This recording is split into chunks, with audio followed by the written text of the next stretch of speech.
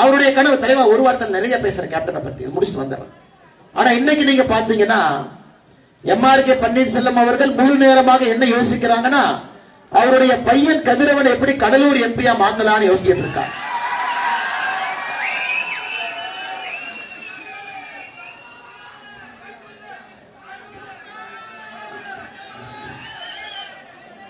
அந்த Vinayaka tiffin centre ஐயா நிக்கிறாருங்க. ஐயா என்ன டீ போட்டிருக்கீங்களாங்க ஐயா?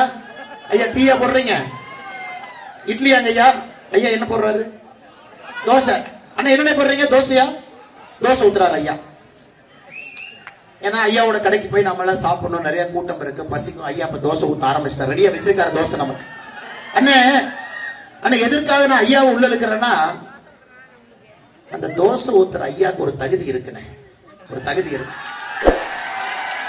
அந்த மாவை பதமா ஆட்டி எந்த அளவுக்கு தண்ணீரும் அரிசியும் சேர்ந்து உளுந்த பருப்பு போட்டு எந்த அளவுக்கு அந்த மாவை ஆட்டி அதை பதமா வச்சு தோசை பதமா ஊத்தி அந்த எண்ணெய் பதமா போட்டு அந்த தோசையை திருப்பி போட்டு நம்ம கொடுத்தா தானே சுவையான தோசை. அதுக்கு ஒரு தகுதி வேண்டும்.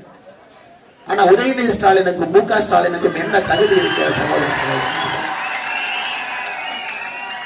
ஒரு கடையில போய் தோசை சாப்பிட்டா கூட மேலே கேலி பார்த்து தோசை சாப்பிடுறோம். அண்ணே சட்னி நல்லா இருக்குமா? ஊர்லயே சொல்லுவாங்க இந்த கடையில தோசை தானே நல்லா இருக்கும், அங்கதானே கெட்டி சட்னி கிடைக்கும். இந்த கட்சியில இந்த கடையில சாம்பார் அருமையா இருக்கும் அண்ணே, இந்த கடையில டீ அருமையா போடுவாங்கண்ணே. ஐயா ஊர்ல ஒரு டீ குடிக்கிறதுக்கு அவ்வளவு யோசிக்கும் பொழுது ஓட்டு போடுறதுக்கு ஏங்க ஐயா யோசிக்க மாட்டீங்க? அப்படிங்கறத என்னுடைய அன்பான வேண்டு. ஒரு தோசை சாப்பிடுறதுக்கு, ஒரு இட்லி சாப்பிடுறதுக்கு, ஒரு டீ சாப்பிடுறதுக்கு விநாயகா டிஃபன் சென்டர் மாதிரி நல்ல கடைக்கு போய் தோசை சாப்பிடலாம். அண்ணன் பதமா பக்குவமா தோசை போடுவாரு, சட்னி நல்லா ஆட்டுவாருன்னு யோசிக்கிறோம். ஆனா உங்களை ஆளக்கூடியவர்களை மட்டும் ஏங்க ஐயா ஏதோ சும்மா ஓட்டு போட்டுறேன். ஐயா இந்த முறை நாம் அதை மாத்த போறோம். நாம் அனைவரும் சேர்ந்து அதை மாற்ற போகின்றோம். 2024 பாராளுமன்ற தேர்தல் நமக்கு ஒரு வாய்ப்பு கொடுத்திருக்குது ஐயா, நல்ல ஒரு வாய்ப்பு கொடுத்திருக்கு. இந்தியாவிலே இத்தனை காலமாக இதற்கு முன்பெல்லாம் எல்லாம் ஊழல். இவன் 10க்கு 4 மார்க் வாங்கினா, இவன் 10க்கு 5 மார்க் வாங்கியிருக்கான், இவனுக்கு ஒரு குத்து. இந்த வடிவேலு சொல்லுவார்ல, யாருக்கே ஓட்டு போட்டேன்னா அண்ணன் தென்னை மரத்துக்கு ஒரு குத்து, அதுக்கு ஒரு குத்துங்கிற மாதிரி நம்ம கிட்ட வேற வாய்ப்பே இல்ல. ஒருக்கா இவங்களுக்கு போடுவோம், ஒருக்கா அவங்களுக்கு போடுவோம், மாத்தி மாத்தி போட்டா கொஞ்சமா கொள்ளி அடிப்பான். இப்படித்தாங்க தமிழ்நாட்டில் ஓட்டு போட்டோம். கேப்டன் ஐயாவை போல மாவீரர்கள் இடையிலே வந்தார்.